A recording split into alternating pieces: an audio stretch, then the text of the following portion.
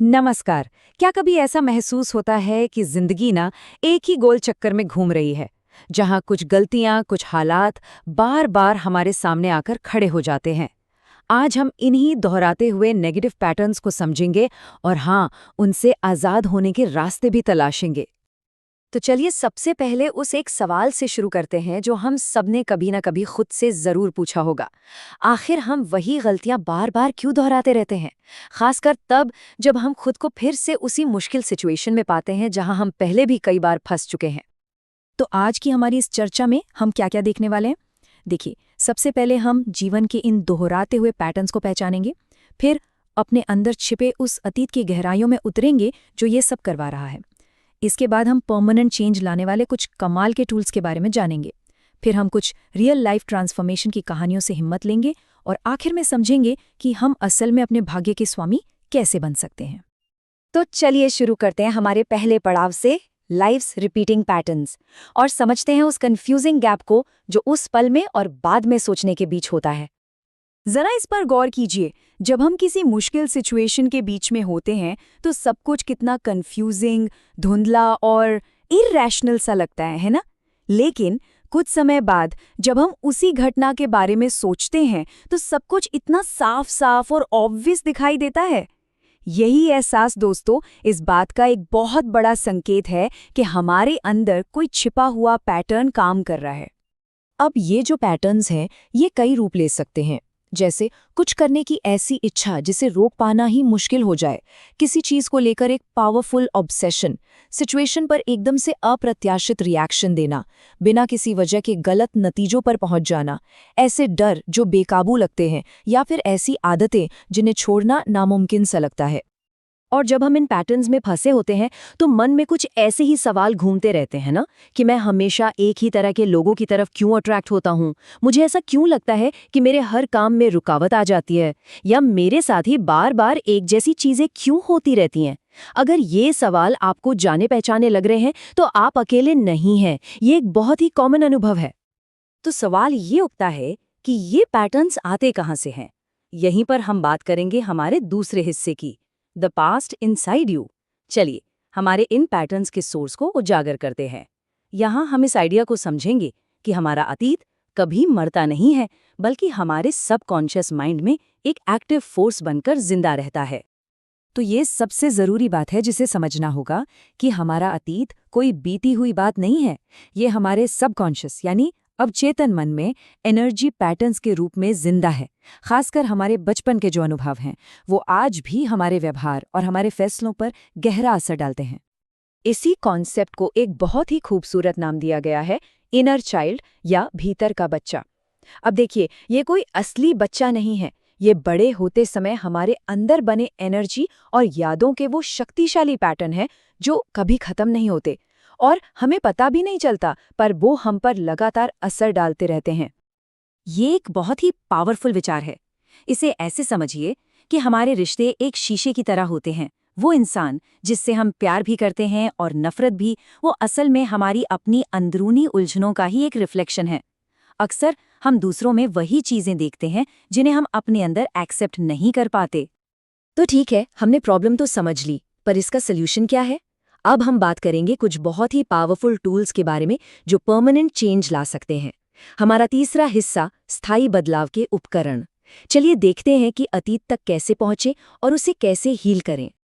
सबसे पहला और शायद सबसे मजेदार टूल है विजुअलाइजेशन, मतलब कल्पना का एक गाइडेड इस्तेमाल। देखिए, जब हम जानबूझकर अपने मन में नई और पॉजिटिव तस्वीरें बनाते हैं तो हम अपने विश्वासों को, अपनी धारणाओं को बदल सकते हैं। क्योंकि मजे की बात यह है कि हमारा सबकॉन्शियस माइंड हमारी कल्पना को ही असलियत मान लेता है। अगला टूल है रिग्रेशन। अब ये शब्द सुनने में थोड़ा भारी लग सकता है, पर इसका मतलब बहुत सीधा है। ये एक ऐसी टेक्निक है जिससे हम अपने सबकॉन्शियस माइंड में दबी हुई पुरानी यादों तक पहुंच सकते हैं। इससे हमें ये समझने में मदद मिलती है कि हमारे आज के डर, ऑब्सेशंस और पैटर्न्स की जड़ आखिर है कहाँ।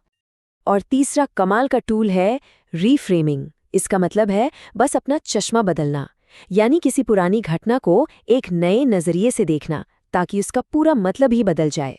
जब हम ऐसा करते हैं तो हमारे अंदर एक नई समझ, करुणा और माफी की भावना पैदा होती है, जो उस घटना से जुड़े सारे दर्द को रिलीज कर देती है। चलिए, रीफ्रेमिंग का एक बहुत ही सीधा सा उदाहरण देखते हैं। हम अक्सर दर्द को एक दुश्मन की तरह देखते हैं जिससे बस बचना है। लेकिन क्या हो अगर हम उसे एक मैसेंजर की तरह देखें, एक दूत जो हमें कोई चेतावनी दे रहा है कि हमारी जिंदगी में कुछ बदलने की जरूरत है। बस इतना सा नजरिया बदलते ही सब कुछ बदल जाता है। अब इन मनोवैज्ञानिक तरीकों के अलावा एक और गहरा आध्यात्मिक रास्ता भी है, और वो है राजयोग ध्यान का मार्ग। इसके 3 बहुत ही सरल स्टेप्स हैं। पहला, इस विश्वास में टिक जाना कि हम शरीर से अलग एक चेतन आत्मा हैं। दूसरा, सुप्रीम सोल यानी परमात्मा को प्रकाश के एक बिंदु और सभी गुणों के स्रोत के रूप में समझना। और तीसरा, शांति और शक्ति पाने के लिए अपने मन को उस सुप्रीम सोल से जोड़ना। सिर्फ थ्योरी की बातें क्यों करें, चलिए अब कुछ असली कहानियों की तरफ चलते हैं। ये वो कहानियां हैं जो इस बात का जीता जागता सबूत हैं कि बदलाव बिल्कुल संभव है। हम बात करेंगे लुइस हे, मार्टिन ब्रॉफमैन, बुद्ध और वाल्मीकि जैसे हीरोज की। लुइस हे की कहानी तो वाकई कमाल है। उन्होंने कैंसर जैसी बीमारी को सिर्फ अपनी सोच बदलकर हराया। उनका मानना था कि अगर हम अपनी सोच, अपने विश्वास और अपने काम करने का तरीका बदलने के लिए तैयार हैं, तो कोई भी बीमारी ठीक हो सकती है। उनकी सबसे बड़ी सीख थी सेल्फ लव, यानी खुद से प्यार करना सबसे बड़ी दवा है। बिल्कुल इसी तरह मार्टिन ब्रॉफमैन ने टर्मिनल कैंसर को मात दी। उन्हें ये रियलाइज हुआ कि कैंसर एक मेंटल प्रोसेस का रिजल्ट है और वो अपनी चेतना का इस्तेमाल करके अपने दिमाग को फिर से प्रोग्राम कर सकते हैं। उन्होंने फोकस्ड विजुअलाइजेशन, जिसकी हमने अभी बात की थी, और पॉजिटिव एफर्मेशंस को अपना मुख्य हथियार बनाया। और भारत की धरती से एक ऐसी कहानी जो हजारों सालों से हमें प्रेरणा दे रही है, वाल्मीकि का परिवर्तन।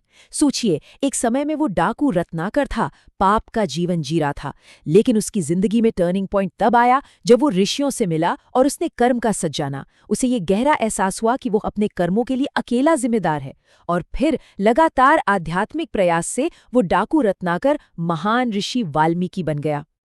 तो इन सारी कहानियों से हमें क्या सीख मिलती है? यही कि हम अपने भाग्य के स्वामी खुद हैं। चुनने की शक्ति हमारे अपने पास है।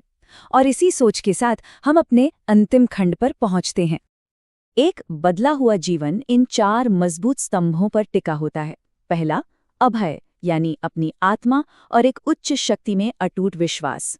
दूसरा, सत्व संशुद्धि यानी मन की पवित्रता जो लगाव और नफरत से मुक्त हो। तीसरा, ज्ञान योग व्यवस्थिति यानी ज्ञान पाने और योग के अभ्यास में लगातार लगे रहना। और चौथा, दान यानी निस्वार्थ भाव से देकर अपनी चेतना का विस्तार करना। अब देखिए, ये जो बदलाव का सफर है, ये बहुत गहरा हो सकता है और कभी-कभी अकेला भी महसूस हो सकता है। और अगर किसी को इस रास्ते पर एक एक्सपर्ट गाइड की जरूरत महसूस होती है, तो वे मुंबई में स्थित कॉर्पोरेट ट्रेनर, लाइफ कोच और आध्यात्मिक सलाहकार महक पंजाबी से एक फ्री डिस्कवरी सेशन के लिए कनेक्ट कर सकते हैं। आप उन्हें 9920794999 पर व्हाट्सएप कर सकते हैं।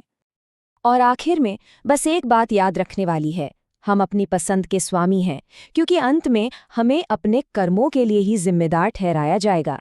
ये एक सीधी सी बात हमें याद दिलाती है कि हमारी जिंदगी की बागडोर हमारे ही हाथों में है।